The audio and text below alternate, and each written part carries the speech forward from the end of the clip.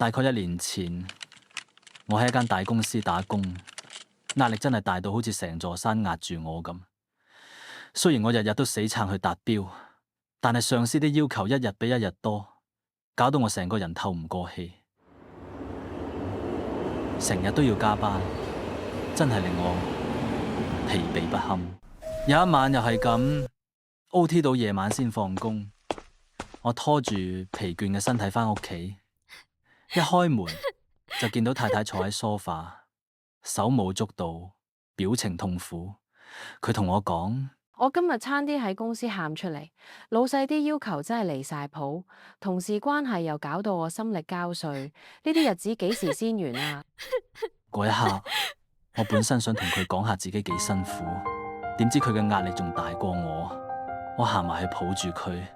我哋兩個一齊坐喺梳化度，緊緊咁抱住對方，忍唔住一齊喊。嗰陣時，真係覺得成個世界都喺度壓住我哋。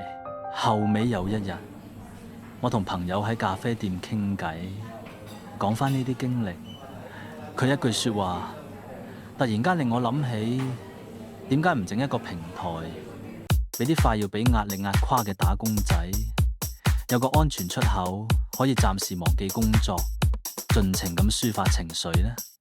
就係咁樣 Emotional Drop Zone 出世啦。我哋希望呢個 app 可以成為一個情緒避風港，俾所有深陷職場壓力嘅人都可以喺度揾到片刻嘅寧靜同舒緩。